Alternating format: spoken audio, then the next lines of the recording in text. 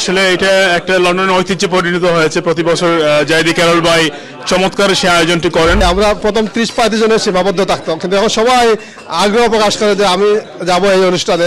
এটা হচ্ছে আমাদের ঐতিহ্যবাহী এই যে বিরুন বাতের সাথে আপনার নারিকেল দিয়ে যে তৈরি করা নারিকেলের একটা চমৎকার একটা আইটেম। লতা দিয়ে পাতা হয় আমাদের, যে লতা শুটকি সেটা আছে।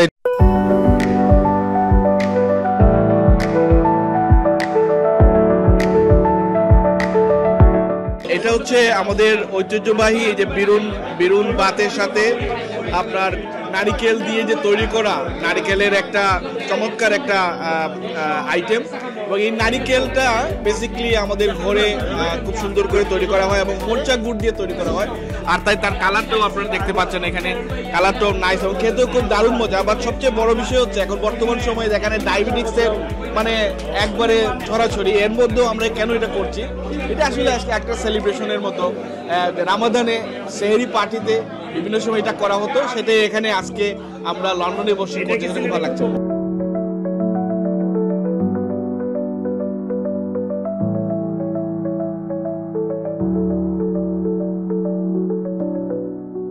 এটা মূলত শুরু করছিলাম আমরা তখন রাত্রে একবার শর্ট ছিল, 3-4 ঘন্টার ভিতরে তারাবি এবং কিয়ামুল লাইল আবার ফজর পড়তে হইতো। দূর থেকে আমার বন্ধু বান্ধব যারা আসতো তারা বাসায় গিয়ে মানে খাওয়ার সুযোগ সময় ছিল না, তাদের সুবিধার্থে আমরা কিয়ামুল লাইল পরে এখানে এসে কথা খাইতাম, এরপরে ফজরের নামাজ পড়ে চলে যেতাম। কিন্তু এখন রাত অনেক লম্বা হয়ে গেছে, কিন্তু এখন কিন্তু ডিমান্ড বাড়ে গেছে। আমরা প্রথম 30-35 জনের সীমাবদ্ধ থাকতাম, কিন্তু এখন সবাই আগ্রহ প্রকাশ করে যে আমি যাব এই অনুষ্ঠানে। এখন প্রায় 50 জনের উপরে হয়ে গেছে। আমাদের জায়গা সংকলনের জন্য আমরা এখন পেটিশনিতে আসতে হয়েছে এবং এখানেও মনে হয় আগামী বছর সম্ভব হবে না, আরই জায়গা বড় করতে হবে আমার মনে হয় এখানে দেখেন। এবং আইটেমগুলো তো সচরাচর যেগুলো থাকে মিট চিকেন কারি ওইগুলো তো আছেই, ভেজিটেবল আছে। এখানে সবচেয়ে স্পেশাল আমরা আজকে এই মাছের ভর্তা যেটা আমরা বলি চাটনি ওইটা আছে, আর যে লতা শুটকি।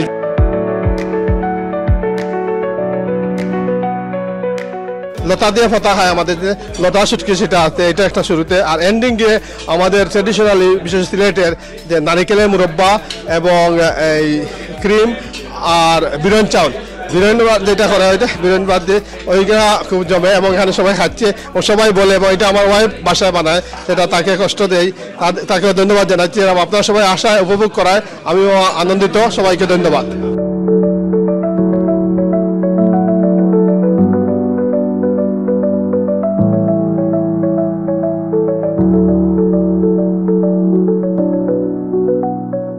আসলে এটা একটা লন্ডনের ঐতিহ্যে পরিণত হয়েছে। প্রতি বছর জাইদি ক্যারল ভাই চমৎকার সে আয়োজনটি করেন। যে মিডিয়া বাংলা মিডিয়া বা মিডিয়ার সাথে যারা সম্পৃক্ত বা অনেকেই যারা কমিউনিটির ব্যক্তিত্ব আছেন সবার একটা মিলন কেন্দ্রে পরিণত হয়েছে। এবং আমরা ধন্যবাদ জানাই আমার ক্যারল ভাইকে, উনি সবসময় এই ধরনের আয়োজন করেন।